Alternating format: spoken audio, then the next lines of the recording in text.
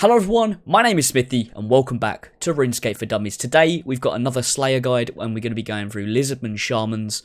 Lizardman Shamans can be done on a normal Lizardman task.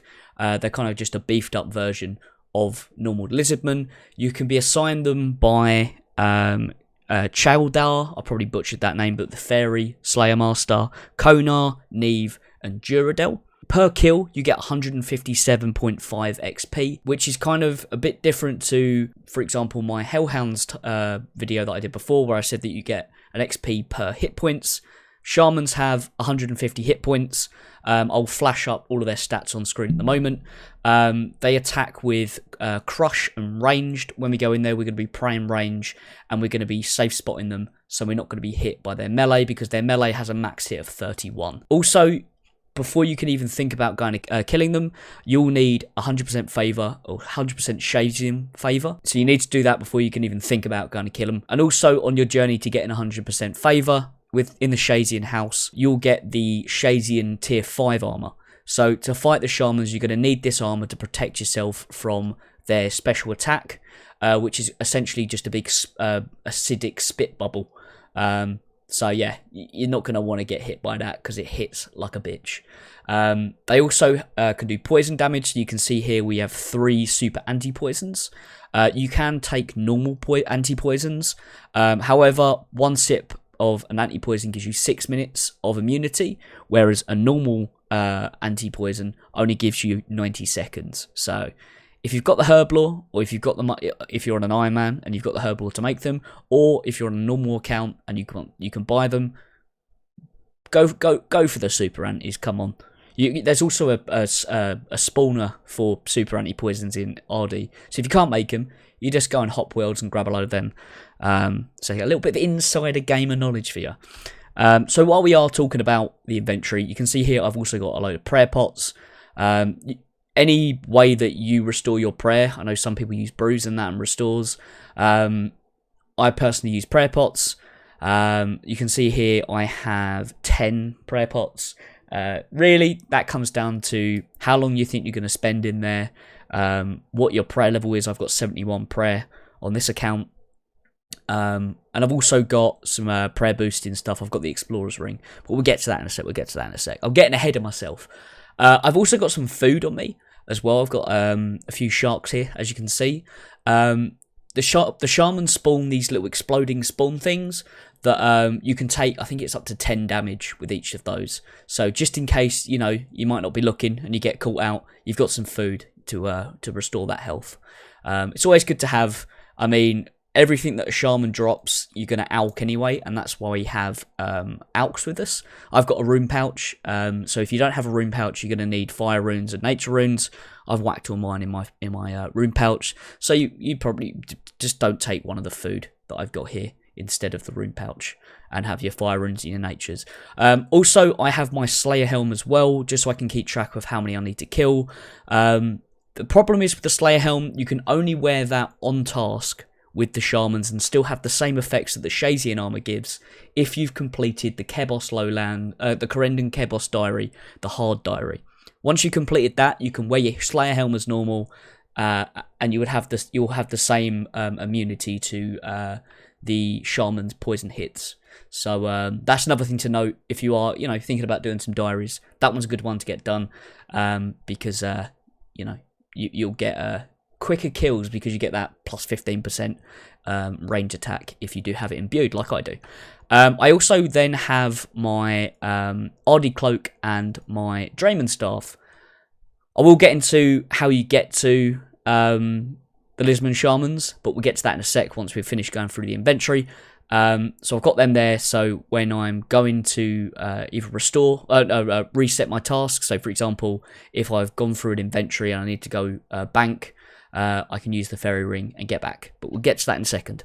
And then I've also just got a placeholder with 1 coin, because I'm going to be alching a lot when I'm in there, because they drop a lot of rune items, and they also drop the prestigious Dragon Warhammer. So we're going to be alching all those rune things, and all the other crap that it drops as well. So now I've gone through the inventory, we're going to quickly go through the gear.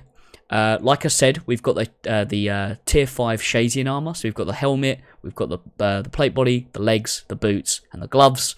I've then got a Ava's accumulator. Any accumulator that you've got, or assembler, whatever Ava's device you've got, your best one, use that. I've then got a Amulet of Glory. I only have a T4 one, so I've got an Amulet of Glory T4. Some people look at that and go, what the fuck is that? But anyway, it's a glory. Whatever your best in slot range necklace is, or amulet. I'm then using broad bolts just because they're cheap, and you know they do decent damage. So whatever your preferred bolt of choice, when you're using a crossbow. So I'm using a rune crossbow. You could use a blowpipe. You could use for a similar level. You could use a magic short bow, and then whatever type of arrows that you like. Yeah, dealer's choice on the weapon, but I would say, you know, you don't really want to go any lower than a rune crossbow or a magic short bow. A dragon crossbow, go for it, awesome. Whatever the other ones are, the higher tier ones, I don't know about them, I'm a fucking noob, but yeah. Anyway, for my shield, I'm also using a rune kite shield. I've just got an Armadillo one, just for a bit of fashion-scape. But yeah, whatever your best in slot shield is as well, that doesn't negatively drop your range too much. So you could use a what's the one that you get from that fancy looking spiky, I can't remember the name of it, but you know what I mean. Yeah, just whatever your best in slot shield is for range. So you could use a dragon hide shield as well. That's another option. In my ring slot, I don't have the luck of having an archer's ring, so I'm just using an explorer's ring too. I love the explorer's rings. If you watch any of my guides, I always bang on about this fucking ring. It gives you +1 prayer, and also you can also restore your run energy as well. So I always see that as a big thing because I always run out of run. So yeah, there you go. Also don't have anything better, but we're filling that slot because that +1 prayer is really nice to have. So if you whatever your best in slot ring is for range, whack that on. So I mentioned it. Why I've got the Ardy cloak and I've got the Drayman staff. That is because the way that you get to the Lizardman Shamans is using the fairy ring CIR, sorry. Well, that's at least how I get there. You could also use a skills necklace and teleport yourself just outside the farming guild. The lovely thing about this fairy ring here is when you are resetting and you need to, you know, bank and redo your inventory, you can use your, what I do is I use my monastery, go there, I can restore my prayer for free, I then run round to the fairy ring, teleport to the CIR one, run round, bank, it's like the weakest link, bank, grab my stuff, and then what we're going to do is run from the farming guild, along this little track here, across this bridge, we're going to go east and then slightly north into this dungeon. Once we go over to start going through how you actually fight the shamans, I will show you when you're in the temple how to get there, so we'll get to that. But yeah, the stat requirement I would say is you need to have overheads. These are my current stats just to give you an idea. Obviously, you can start killing them before these stats. Probably recommend base 70s, let's say.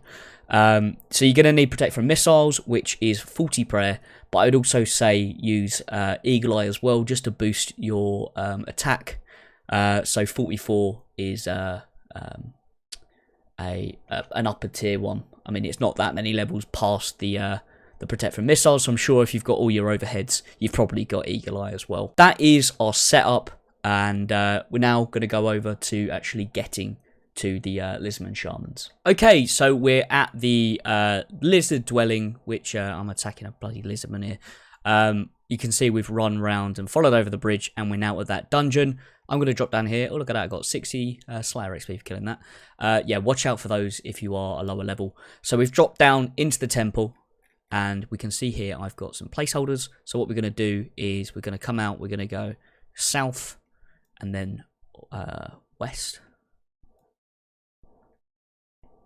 And we're going to run up to the gate that we can see here. So we can see that someone's actually in there at the moment, so I'm not going to be a dick, I am going to hot worlds. But before we do that, I'm going to explain what these these markers that I have on the floor are. So we've got these on each of the corners, that's where we're going to stand, and we're going to run back and forth when we start to see these purple things that this guy here is lovely demonstrating.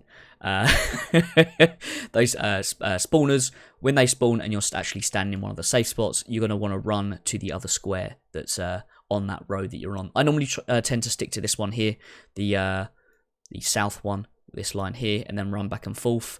And you can see here that this guy's moved. You see where he was over here, and the shaman was like, so you see you've got this shaman here.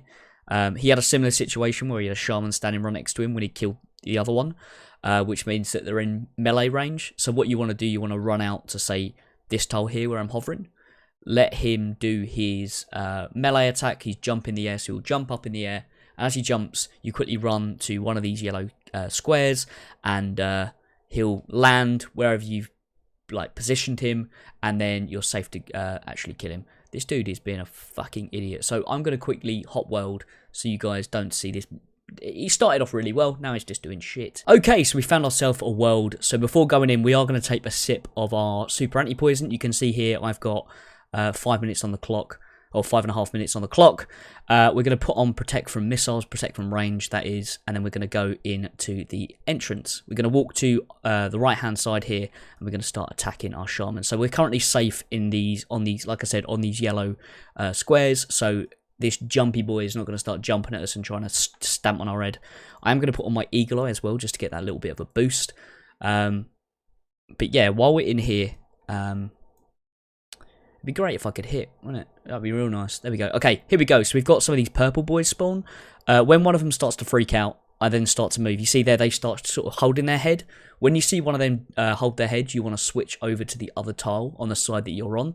Probably get a better example here because they did stack.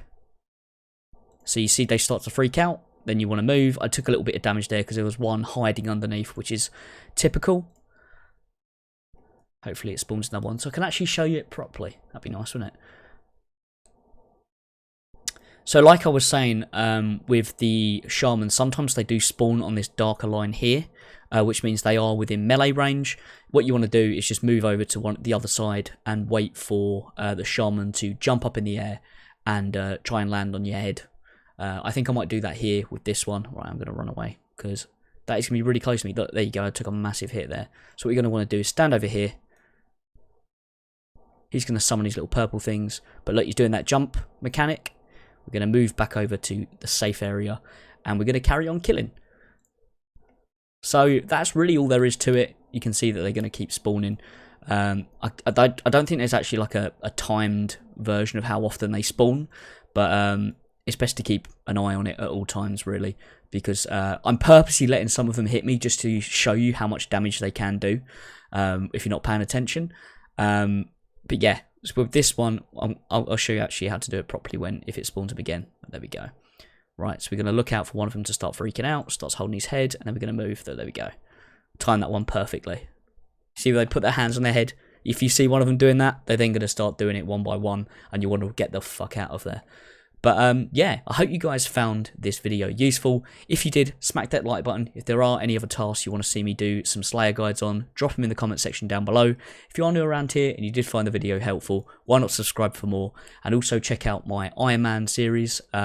This is an Iron Man account that I'm playing on at the moment, and I document my whole progress on a weekly series that comes out every Sunday. So if you want to check that out, subscribe for more. And yeah, I'll see you in the next one. Bye.